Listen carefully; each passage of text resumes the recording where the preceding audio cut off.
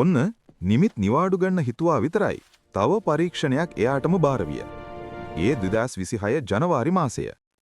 SD Munasinghe මහතාගේ බිරිඳගේ මගුල් මුද්දා අස්ථානගත වී ඇති අතර එය වාද්දුව පොලිසියට මුණසිංහ මහතාගේ බිරිඳ විසින් පැමිණිලි කරන ලදී. පොලිසිය පැමිණ දින 3ක් පමණ පරීක්ෂා කළද මගුල් මුද්ද හමු වුණේ නැත. ඉන්පසු මෙය නිමිත් හටබාර වුණි.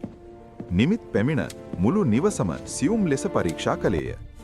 එහිදී ඔහු අල්මාරිය සහ බිත්තිය අතර ඇති කුඩා හිඩැස ඉතා පරීක්ෂාවෙන් බලන අතරේ පොලිස් නිලධාරියා ඒ පිළිබඳ විමසා සිටියා. මෙවැනි කුඩා තනක වුවත් සතුටුදායක හෝඩුවාවක් තිබිය හැකිය කොස්තාපල් සමරසිරි. යයි නිමිත් පැවසුවා. ඉන්පසු නිමිත් සතුටින් දෑත් පිරිමැද්දා. අපරාධකාරයා මුණසිංහ මහතා බවත් ඔහු අත්අඩංගුවට ගත යුතු බවත් OIC මහතාට කිව්වා. ගුණසිංහ මහතා අත්අඩංගුවට ගත් OIC අපරාධකාරයා සොයා ගැනීම පිළිබඳ නිමිත් මහතාගෙන් විමසුවා. අර තියන්නේ අල්මාරියක් එකේ සහ බිත්තිය අතර තිබුණු කුඩා හිඩස අතර තිබිලා මට හම්බුණා මෙන්න මේ රිසිට් එකක්. විජේල්පාල. එම රිසිට් එකේ සඳහන්ව තිබුණේ මුණසිංහ මහතා විසින් මගුල් මුද්ද විකුණූ පසු ලැබුණු රිසිට් එකයි. එහි මුමසිංහ මහතා පොඩි වාක්‍යයක් ලියලත් තිබුණා.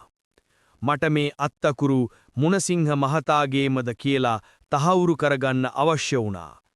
ඒකට මම මුණසිංහ මහතාගෙන් කොටියාවේල හන්දියට යාමට පාර අසා ඔහුට කියා මගේ සටහන් පොතේ ඔහුගේ අත්තකුරින් ඒවා ලියාගත්තා. අත්තකුරු එකිනෙක සැසඳීමේදී ඒවා සමාන බව මට වැටහුණා. ඒ අනුව අපරාධකරු මුණසිංහ මහතා වේ. නමුත් එහි මුණසිංහ මහතා තම බිරිඳගේ නම ලියූ බවත් අත්තකුරු පිරිමි අත්තකුරු නිසා විකුණුවේ මුණසිංහ මහතා බවත් තීරණය කළා. ඔන්න ඔහොමයි මේ පරීක්ෂණය නිමිත් සාර්ථකව ඉටු කළා.